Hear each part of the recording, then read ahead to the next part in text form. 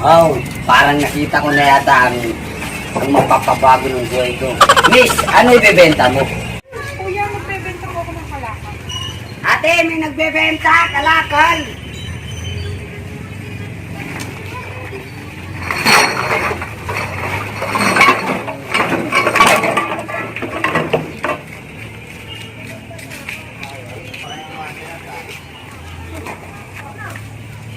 Ate, taga-saan ka? Bakit sa kalakal mo? Wala lang, gusto ko lang malaman kung taga-saan ka. May jowa ka na ba? Wala, bakit? Miss, ano pala pangalan? Bakit tinatanong? Gusto ko lang malaman para alam mo. Ako nga pala kumain. Ako pala is Uy Waray. Ate, subak!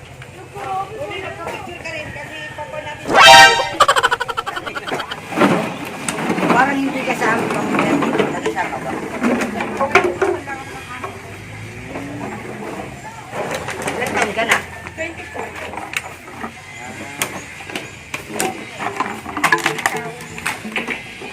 May jowa ka na ba? Wala. Wala akong jowa eh.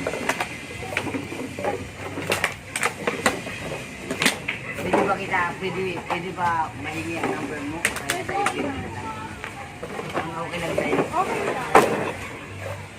Ate, pabenta po!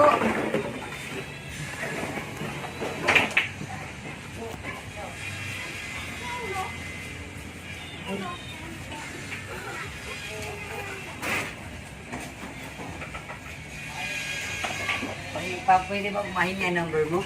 Ganun. Ganyan.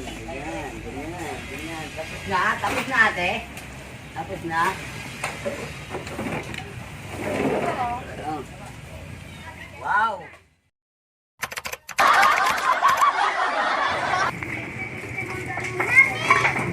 Ilan taon ka na pala mo kita? Ako naman, 26 naman ako.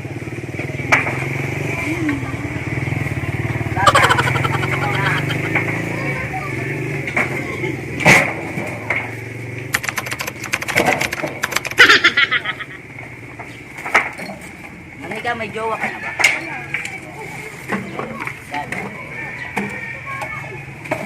Pwede ba kita yan po rin sa FB o kaya niya ako ng okay lang ba sa'yo? Sige po.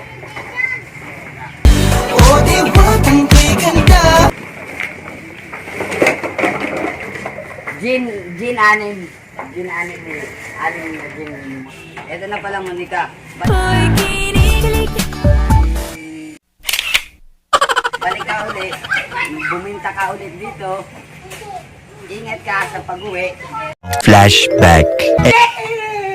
Parang nakita ko na yata ang babae na magpapabago ng puso ko. I love you agad Monica.